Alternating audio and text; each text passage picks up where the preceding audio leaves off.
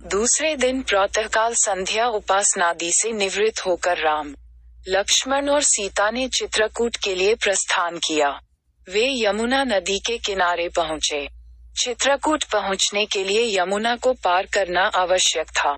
यमुना का प्रवाह अपने पूर्ण यौवन पर था। उसमें गंभीर जलधारा अति वेग के साथ प्रवाहित हुए जा रही थी।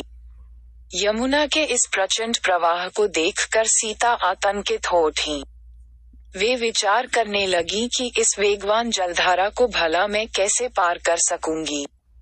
यहाँ तो कोई नौक आदि भी दृष्टिगत नहीं होती। यमुना की तरंगे इतनी ऊंची उठ रही थीं मानो वे आपस में आकाश को स्पर्श करने की होड़ लगा रही हों। इस स्थिति को देखकर थोड़ी देर तक राम और लक्ष्मण ने परस्पर विचार विमर्श किया। फिर लक्ष्मण वन में से कुछ बांस, लकड़ी और लताएं तोड़ लाए। उन्होंने बांस और लकड़ियों को लताओं से बांधकर तात्कालिक रूप से उपयोग करने योग्य एक नौक का निर्माण किया। उसमें एक आसन भी सीता के बैठने के लिए बनाया गया। फिर उन्होंने नौक को यमुना में उतार दिया। रामचंद्र ने सीता को भुजाओं में उठाकर उस नौक में बिठाया। अपने तथा लक्ष्मण के वक्कलों को भी नौक में रख दिया। तत्पश्चात दोनों भाइयों ने तैरते हुए नाव को आगे धकेलना आरंभ किया। नाव मंझधार में पहुंचकर वेगवती लहरों के झकोरों के कारण ऊपर नीचे होने लगी। इस स्थिति में जानकी आकाश की ओर देखकर परमात्मा से प्रार्थना करने लगी, हे ईश्वर, हमें कुशलतापूर्वक पार पहुंचा दे। मैं यह व्रत लेती हूँ कि वनवास की अवधि समाप्त करके लौटने पर मैं यहाँ यज्ञ करूंगी। कुछ ही काल में समस्त बाधाओं को पार करती हुई नौक यमुना के दूसरे तट पर पहुंच गई। नौक को यमुना के तट पर ही छोड़ वे तीनों एक सघन श्यामवट वृक्ष के नीचे विश्राम करने उद्देश्य से बैठ गए।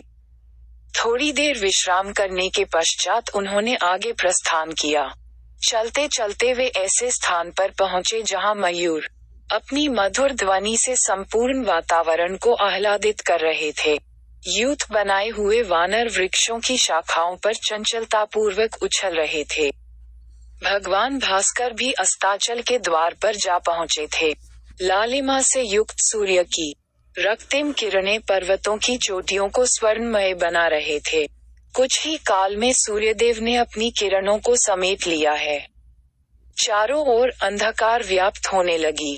सीता तथा लक्ष्मण की सहमति प्राप्त कर राम ने वहीं विश्राम करने का निर्णय किया। वह अति रमणीक स्थान यमुना के समतल तट पर स्थित था। सबने यमुना में स्नान किया और उसी के तट पर संध्योपासना की। उसके पश्चात लक्ष्मण ने राम और सीता के लिए तृण की शैयाओं का निर्माण किया और वहीं उन्होंने रात्रि व्यतीत की। अगर आपको वीडियो अच्छा लगा तो सब्सक्राइब करें और शेयर करें एजुकेशन स्टोरी।